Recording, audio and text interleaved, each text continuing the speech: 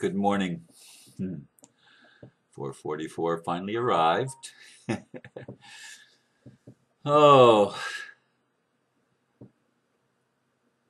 last night's talk on the science of 2012 was quite interesting.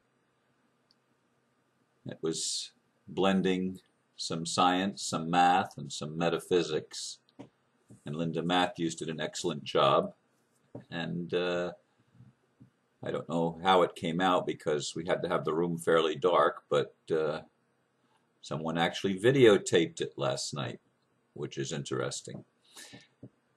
I haven't seen it, so I don't know the quality of it, and I'm not the one that has control over that, but I will check to see if how it came out, because there were some people that would have liked to have been here but don't live in the United States even. Anyway, today I'm going to talk about events for 2012.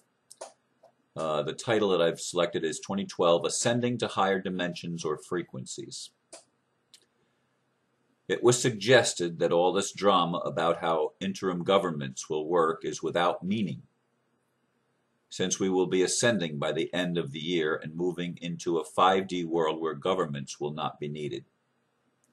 Even though many people view it that way, that is not how I view ascension. To me, it's about raising frequencies, not changing location. What is here now, Earth and its inhabitants, will be transformed without the need for anyone to escape.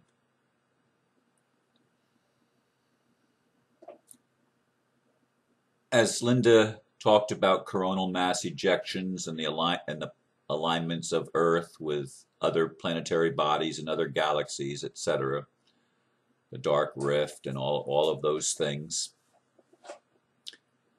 And she talked about the science of the brain and the pituitary gland and some of the metaphysical aspects.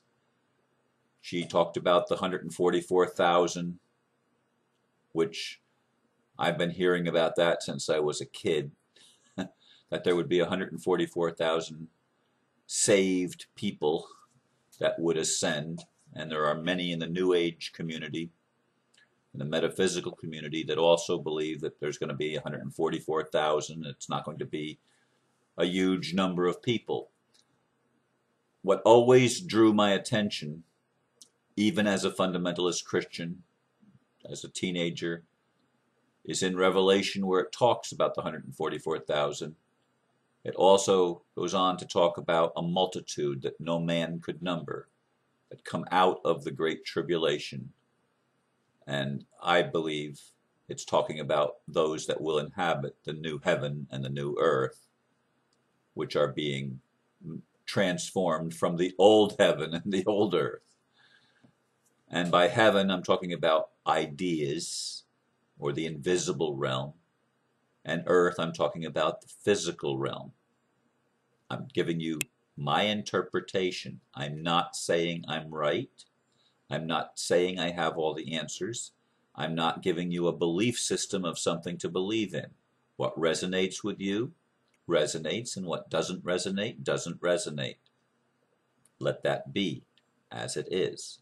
It's not about arguing over somebody being right and somebody else being wrong. I'm sharing my perception individually and uniquely. Well, I don't know how unique it is, because I know I'm not the only one that sees it this way. But I do see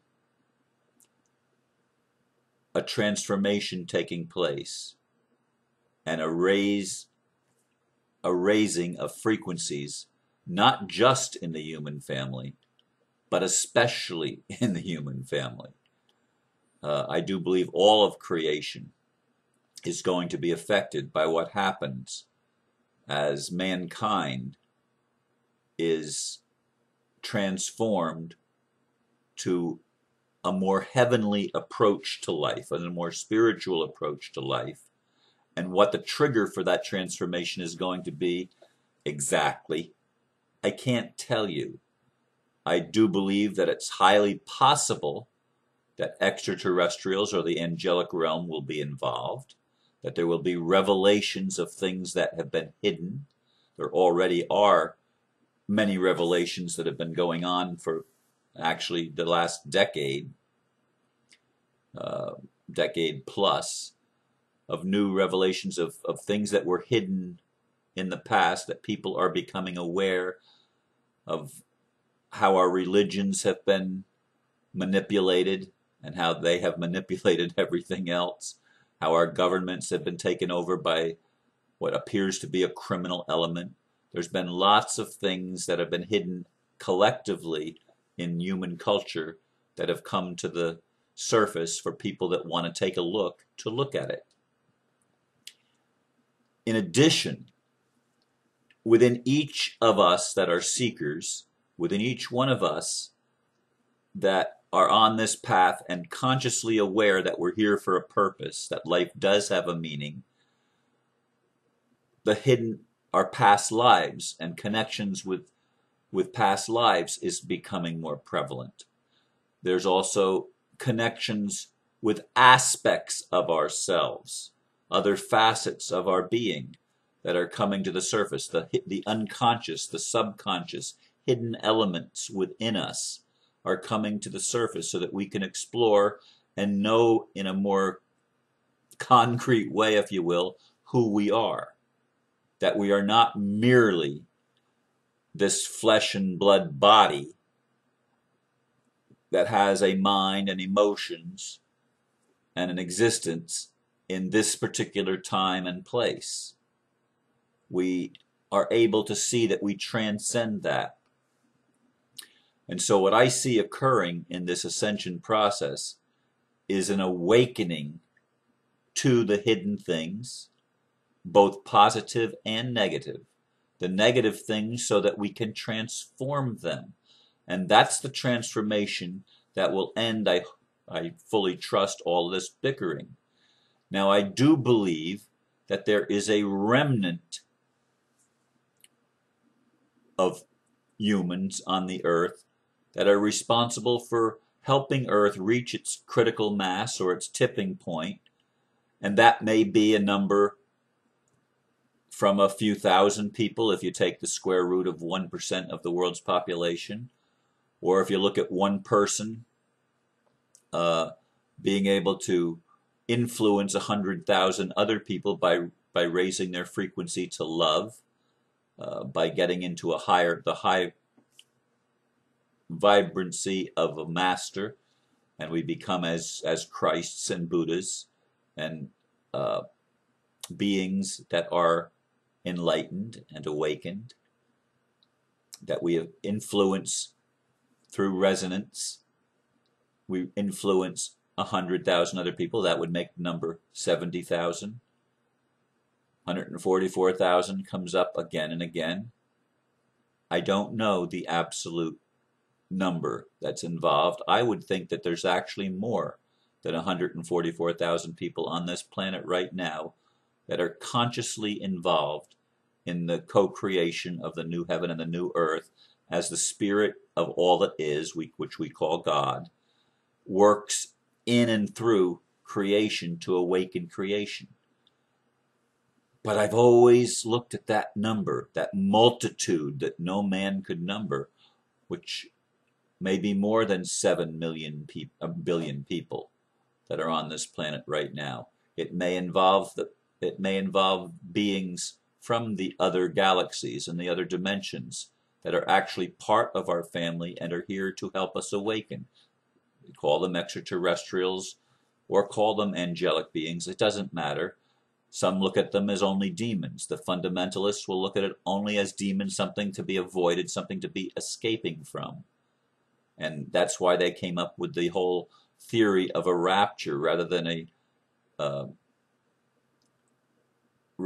having the tribulation working divine alchemy within the human being. They see it as escaping all of our problems. Well, we're not going to escape our shadow. From my point of view, the whole purpose of evolution is to go down and descend into the depths of separation consciousness or hell, and then to rise back up. There is a continuity. It's not a destruction and raising up from the ashes as the symbol of the phoenix, although that is a valid symbol that has existed through many generations of humanity. And it's probably a cosmic picture. It's as if, it will be as if we, all the old ways of seeing things are burned up and new, but I don't think it's necessarily going to be a physical change. I don't believe that the surface of the earth is going to become uninhabitable and that we're going to have to be taken up into spaceships to escape or taken into inner earth to escape, as has been proposed by some people that I highly respect, but I don't agree. I do believe that there's going to be some changes on the surface of the planet. I don't believe the planet will become uninhabitable. I believe that the transformation will be more metaphysical than physical. Do I know that that's for sure? No. Is it wishful thinking? Yes, there is wishful thinking involved, because I don't want to see everything destroyed, because to me, having to start over again makes evolution meaningless.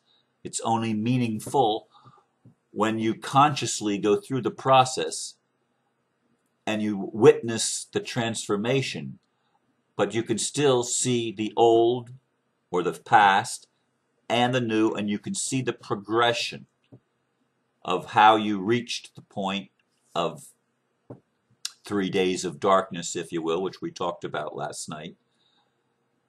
Is that 3 days of darkness literal, or is it the dark night of the soul? Is it like the resurrection, where the Christ dies and is buried and then resurrects? And that's a metaphysical, experiential thing that happens in individuals. Or is it a planetary thing?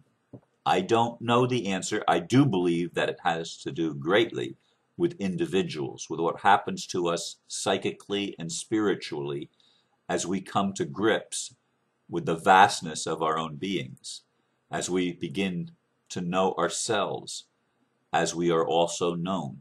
And we have that knowing, that we move beyond just belief. I'm not there yet. Most people that I know aren't there yet. In fact, I can't point to anybody that is there, although I can probably point to some people that believe they are there. And the ones that believe they are there, from my point of view, aren't there.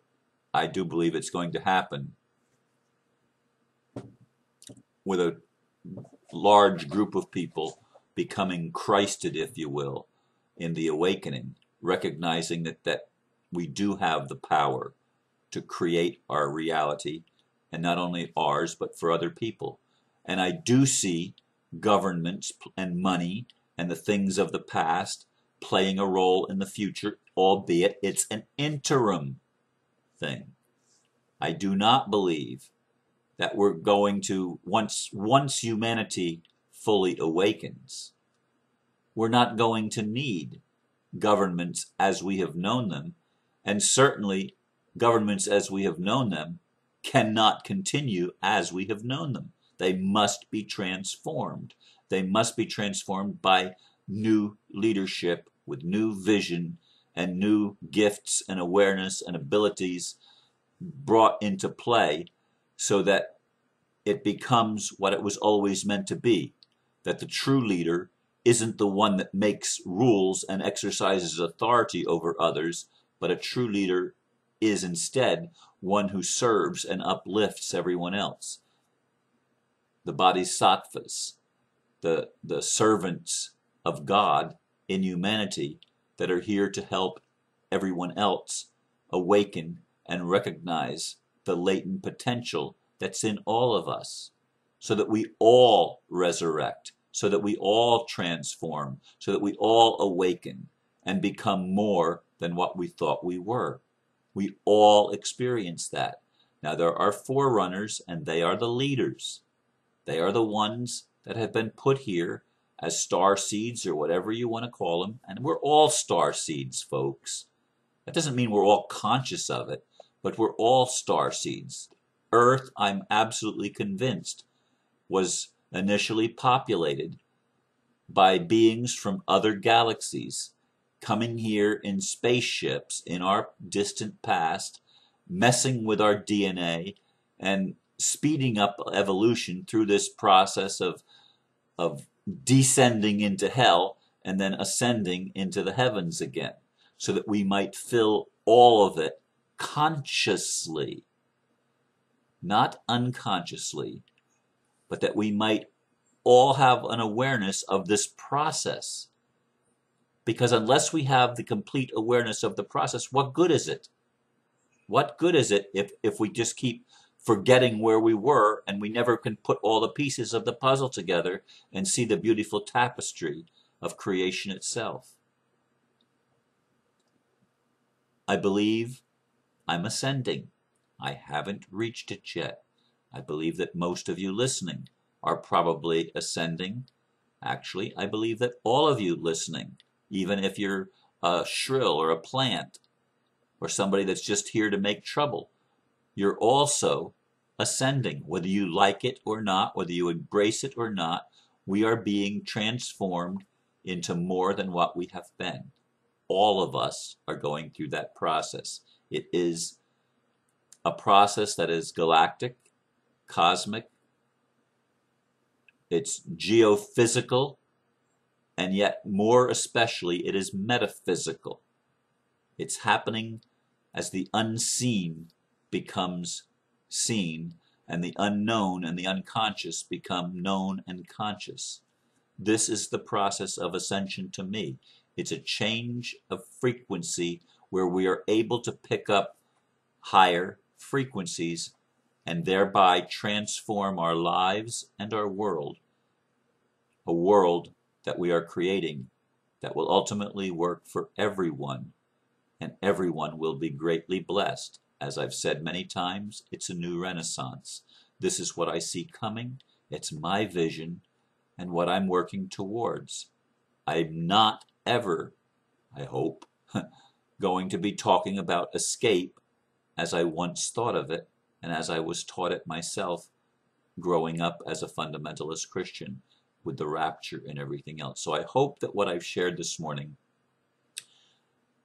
helps you understand at least another perspective if it's different than yours, and if it's the same as yours, to encourage you, as I'm encouraging myself, to keep pressing on and to keep the faith and to keep looking within and looking up, because changes are definitely upon us, and we are going to witness from our ringside seats the ascension itself and the uplifting of all creation to a higher realm and frequency. Thank you for listening. Namaste.